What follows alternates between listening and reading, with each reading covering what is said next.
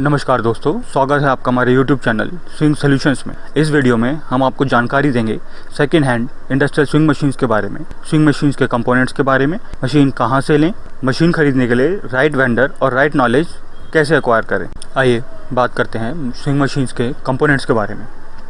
Head, table, motor, stand, thread stand, bobbin winder, oil tank, pedal, belt cover, on off switch, यह सभी industrial machine के important components हैं। और दोस्तों, अपने लिए एक लिस्ट तैयार कर लें। मार्केट में जब आप मशीन खरीदने जाएं तो यह लिस्ट ज़रूर लेके जाएं ताकि आपका कोई कंपोनेंट मिस ना हो जाए। दोस्तों, मार्केट में आपको 3 तरह के सेलर्स मिलेंगे। एक वो जो होल सेलर है, जिसके पास मशीन्स का बहुत लॉट होता है और वो सिर्फ होल सेल में ही डील करता है। तो यदि आप उसे 1 या 2 मशीन की बात करेंगे तो वो आपके साथ इंटरेस्ट नहीं लेगा। दूसरा होता है लार्ज रिटेलर। ये वह रिटेलर हैं जिनके पास काफ़ी मशीन का स्टॉक होता है, पर वो 1 या 2 मशीन्स में भी डील कर लेते हैं। तीसरा होता है स्मॉल रिटेलर। यह एक रिपेयरिंग शॉप भी हो सकती है।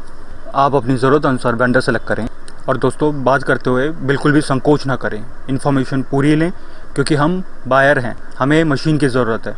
वो सेलर हैं, उन्हें मशीन बेचने की ज़रूरत है। और कांटा तो हमारी तरफ ही भारी हुआ ना। अधिकतर समय मैंने ये देखा है कि हम संकोच कर जाते हैं और पूरी इन्फॉर्मेशन नहीं लेते हैं, जिसकी वजह से बाद में जाकर हमें मुश्किल होती है। इसलिए इन्फॉर्मेशन पूरी लें, संकोच बिल्कुल ना करें।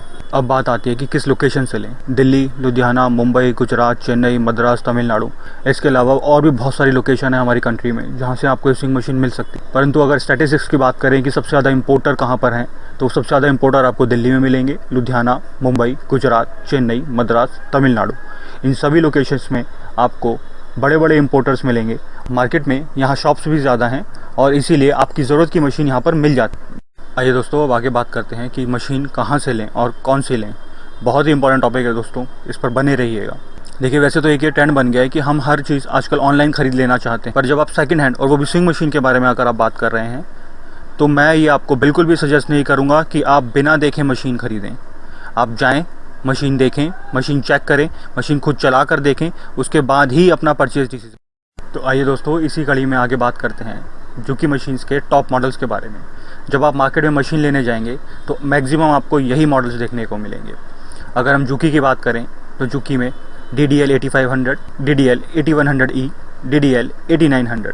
यहाँ पर दोस्तों एक जानने वाली बात और भी है। DDL का मतलब होता है direct drive lock stitch machine. अब अगर आप वेंडर के साथ अपनी ये नॉलेज भी शेयर करेंगे तो हो सकता है उस वेंडर को भी ना पता हो और आपकी तारीफ़ तो फिर बनती ही है। तो चलिए आइए आगे बात करते हैं जैक मशीन्स के मॉडल्स के बारे में। जैक मशीन में आपको जो टॉप मॉडल देखने को मिलेंगे वो है 5550। पर ये जो 5550 है ना, ये मॉडल आपको वेस्ट बंगाल, कोलकाता की तरफ ही देखने के लिए मिलेगा। दिल्ली, NCR, मुंबई, चेन्नई, हैदराबाद, अहमदाबाद, यहाँ पर आपको जो टॉप मॉडल जैक के देखने के लिए मिलेंगे सेकेंड हैंड मशीन्स में, वो हैं 8900 और 9100B। आइए आगे बात करते हैं ब्रदर मशीन के मॉडल्स के बारे में। जो टॉप मॉडल्स आपको मार्केट में देखने को मिलेंगे सेकेंड हैंड मशीन्स में, वो है DB2 C113, DB2 B735, DB2 C111 और DB2 B101। वहीं अगर हम हाईलाइट मशीन्स के बारे में बात करें तो उसके जो टॉप मॉडल्स आपको देखने को मिलेंगे वो है GC1088, GC188MD और GC188MC। इसके अलावा आपको कई और कंपनीज़ की मशीनें मिलेंगी, पर क्योंकि हम इतनी सारी मशीन्स के बारे में बात नहीं कर पाएंगे, इसलिए हमने उनको चाइना मेड मशीन्स का नाम दे दिया है। जी हाँ दोस्तों, अब आता है सबसे इम्पॉर्टेंट क्वेश्चन कि ये सेकेंड हैंड मशीन आती कहाँ से। अब आपने बिल्कुल ठीक समझा है, ये मशीन्स चाइना से इंपोर्ट होकर आती हैं बड़े बड़े कंटेनर्स में। दोस्तों, जैसा कि आप जानते ही हैं कि चाइना एक बहुत बड़ी एक्सपोर्ट इकॉनमी बन चुका है। वहाँ पर बहुत बड़ी बड़ी यूनिट्स लगी हुई हैं जहाँ पर लाखों लोग काम करते हैं, लाखों मशीन्स यूज़ में आती हैं। और क्योंकि वो यूरोपियन स्टैंडर्ड्स के अकॉर्डिंग काम करते हैं, इसलिए एक समय के बाद उन्हें इन मशीन्स को हटाना होता है, चाहे वो मशीन यूज़ हुई हो, चाहे वो मशीन यूज़ ना हुई हो। परंतु एक टाइम लिमिट के बाद उस मशीन को वहाँ से लाइन आउट करना होता है। इनमें से कई मशीन्स तो ऐसी भी होती हैं जो बिल्कुल भी यूज़ नहीं हुई होती हैं, परंतु अपने स्टैंडर्ड्स को फॉलो रखने के लिए इन मशीन्स को लाइन आउट करना ही पड़ता है। और एक बार लाइन आउट हो जाने के बाद इन मशीन को एक्सपोर्ट कर दिया जाता है किसी और देश को, और इनमें से काफ़ी मशीन्स हमारे देश में इंपोर्ट की जाती हैं, जो कुछ इस तरह से भर कर हमारे देश में कंटेनर्स के थ्रू पहुंचाई जाती हैं और बाद में हमारे देश में इन मशीन्स को सर्विस करके फिर से यूजेबल बना लिया जाता है। वैसे तो दोस्तों ये मशीन काफ़ी यूज़ हो चुकी होती हैं, परंतु फिर भी इन मशीन की अभी काफ़ी लाइफ बाकी होती है और हमारे यहाँ प्रॉपर सर्विस और मेंटेनेंस करके इन मशीन्स को फिर से रीयूजेबल बना लिया जाता है। और दोस्तों यदि आप किसी होलसेलर के पास जाते हैं जो इम्पोर्टर भी है और आपको उसके पास इस तरह से मशीन देखने के लिए मिलती हैं, तो समझ जाइएगा कि यह मशीन चाइना से इम्पोर्ट होकर आई है। दोस्तों हमारे देश में भी काफ़ी बड़ी बड़ी फैक्ट्रीज़ हैं जहाँ से मशीन्स को लाइन आउट किया जाता है, और क्योंकि हम भी यूरोपियन स्टैंडर्ड्स को फॉलो करते हैं तो एक तय सीमा के बाद इन मशीन्स को लाइन आउट करना ही होता है। वहाँ से ये मशीन डेडिकेटेड वेंडर्स को सेल कर दी जाती हैं।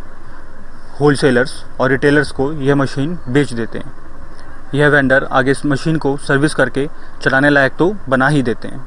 थर्ड सोर्स की अगर हम बात करें, कई लोगों को अपनी गारमेंट फैक्ट्रीज़ को बंद करना पड़ता है और यह मशीन्स भी मार्केट में मिल जाती हैं। इन मशीन्स की कीमत थोड़ी अधिक होती है। ये मशीन अधिकतर नए मॉडल्स की होती हैं और इनकी क्वालिटी भी कंटेनर वाली मशीन्स के कंपैरिजन में बहुत बेहतर होती है। पर क्योंकि इन मशीन्स का रेट थोड़ा हाई होता है, इसलिए आप अपना बजट देखकर ही मशीन खरीदें। दोस्तों ये है मेन कंपोनेंट की लिस्ट। जब आप मार्केट में मशीन खरीदने जाएं तो इस लिस्ट को भी अपने साथ ले जाएं। इस लिस्ट की मदद से आप एक बेहतर मशीन सेलेक्ट कर पाएंगे, वो भी किफ़ायती दामों।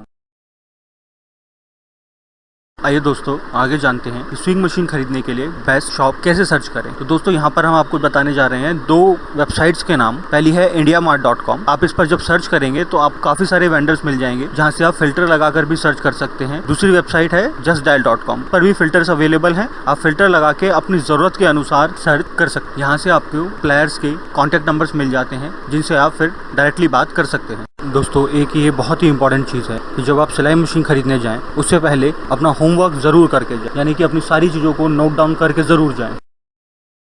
दोस्तों यहाँ पर हमने आपके लिए एक टेम्पलेट बनाकर रेडी कर लिया है ताकि आपके पास से कोई इन्फॉर्मेशन मिस ना हो और आप कॉन्फिडेंटली सही मशीन परचेज कर पाएँ। इंपॉर्टेंट डिटेल्स जैसे दुकान का नाम, दुकान का एड्रेस, दुकान की गूगल लोकेशन। दोस्तों ये बहुत ही ज़रूरी है, आप दुकान की गूगल लोकेशन ही लेकर जाएँ। आपका काफ़ी समय इसमें बचेगा। और कभी कभी तो हम पूरे शॉप घूमते रहते हैं, पूरी मार्केट घूमते रहते हैं, पर हमें वो शॉप ही नहीं मिल पाती है। लास्ट में हम फ़ोन करते रहते हैं, कई बार वो वेंडर अवेलेबल नहीं होता, कभी नेटवर्क की कोई और प्रॉब्लम होती है। तो इसीलिए गूगल की लोकेशन उस शॉपकीपर से ज़रूर लेकर जाएं। शॉप के टाइमिंग्स भी पता होने चाहिए, क्योंकि हो सकता है कि जिस समय हम शॉप पर पहुंचे उस समय शॉप बंद हो गई हो। शॉप ओपनिंग के डे, विजिट का डे, शॉप पर पहुंचे तो मशीन की अवेलेबिलिटी, ऐसा ना हो कि हम शॉप पर पहुंचे और हमें पता चले कि वहाँ अभी मशीन अवेलेबल नहीं है, क्योंकि हो सकता है हमें बात की हुई अभी काफ़ी समय हो गया हो और इतने समय में वहाँ पर मशीन की अवेलेबिलिटी अब ना हो। एक और चीज़ जो हमें वेंडर से पता कर लेनी है कि जिस दिन हम वहाँ पर पहुँचे उस दिन क्या मशीन रेडी हो पाएगी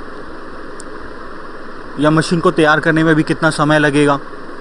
क्योंकि अधिकतर वेंडर्स के साथ क्या होता है कि वो 3 से 4 घंटे का समय आपसे लेते हैं, परंतु यदि आप कोई स्पेशलाइज्ड मशीन खरीदते हैं 1 या 2 दिन भी वेंडर आपसे मांग सकता है।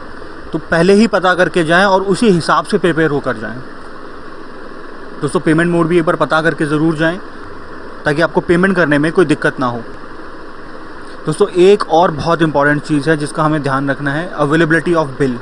आपको शॉपकीपर से ज़रूर पता कर लेना है कि क्या वहाँ से बिल मिलेगा या नहीं मिलेगा, क्योंकि जब आप इस मशीन को ट्रांसपोर्ट करेंगे अपनी लोकेशन पर तो आपको पक्के बिल की ज़रूरत पड़ेगी ही पड़ेगी। इसलिए वेंडर से ये ज़रूर पता कर लें कि वह पक्का बिल इशू करेगा या नहीं कर पाएगा। दोस्तों जैसा कि हमने पहले भी कहा था कि बिल अवश्य लें, क्योंकि जब आप बिल लेते हैं तो आप मशीन की गारंटी या वारंटी को अवेल कर सकते हैं। ट्रांसपोर्टेशन करते वक्त आपको बिल चाहिए होगा। बिल लेने से मशीन की ऑथेंटिसिटी भी हो जाती है, यानी कि ये वेरीफाई हो जाता है कि आपने सही मशीन खरीदी है, सही मॉडल की खरीदी है, साथ में उस मशीन के साथ कोई चोरी वगैरह या ऐसी कोई शिकायत नहीं इन्वॉल्व। ऑथेंटिसिटी यानी कि ये वेरीफाई हो जाता है कि आपने किसी सप्लायर से ये मशीन परचेज़ की है। साथ में यह भी वेरीफाई हो जाता है कि यह मशीन डुप्लीकेट नहीं है अथवा इसका परचेज़ रिकॉर्ड भी सही है।